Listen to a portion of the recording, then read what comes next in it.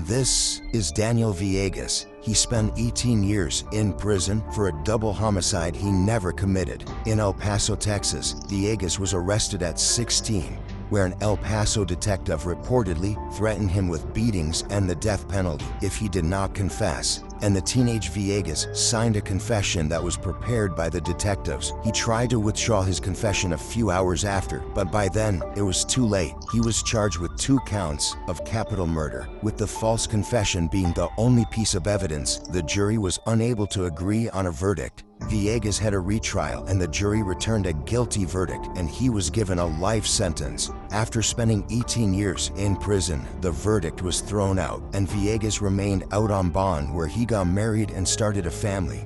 But now we're in the 3rd trial. If the defendant will please stand. This is the moment that Villegas will find out if he'll go home with his family or be sent back to prison to serve his life sentence. The state of Texas versus Daniel Villegas. Verdict 4B. We, the jury, find the defendant Daniel Villegas not guilty of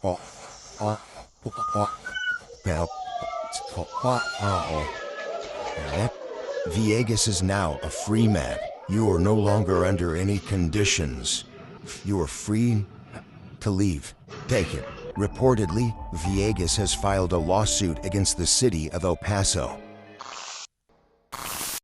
This is Susan Mellon. She was sentenced to life in prison without parole, based on an untruthful testimony.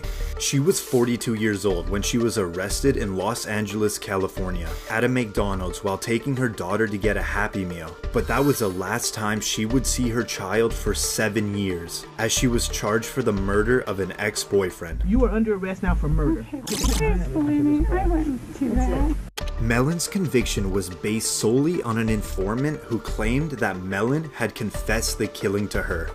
She was in prison for a total of 17 years, until the informant was proven to be a pathological liar and an unreliable witness. And now, this is the moment that Mellon's case is finally overturned. The judgment is vacated, the conviction is overturned, and as to Ms. Mellon, the case is dismissed. From tears in one moment to jumping in joy the next. When released, Mellon took her daughter to McDonald's to deliver that long-awaited Happy Meal. The state of California awarded Mellon $597,000 in compensation, and reportedly, the Los Angeles City Council agreed to pay $12 million to Susan Mellon. This is John Bunn. He spent 27 years wrongfully convicted of murder.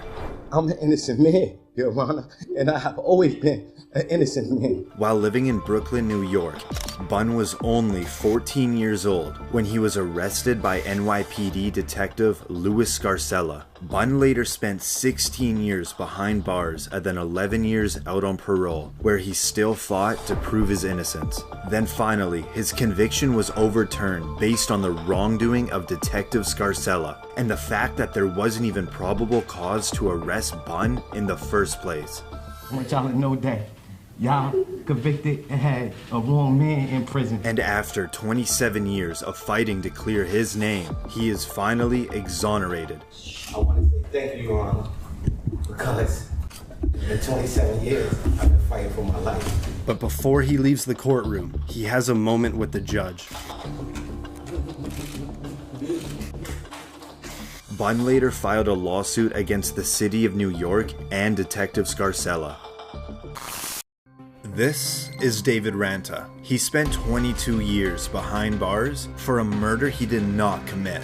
In Brooklyn, New York, Ranta was arrested by Detective Louis Scarcella. Yes, this is another wrongful conviction that's connected to Scarcella.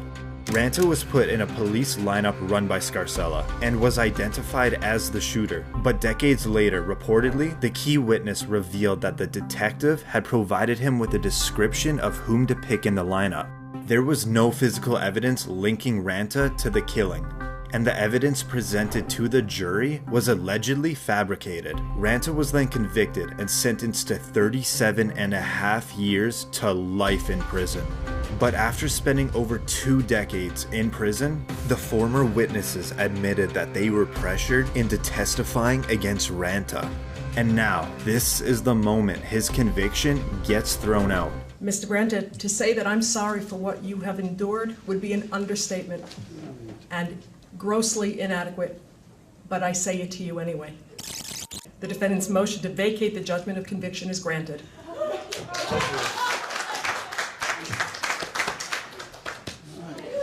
After his handcuffs were removed, he hugged his family. With all he owned thrown over his back,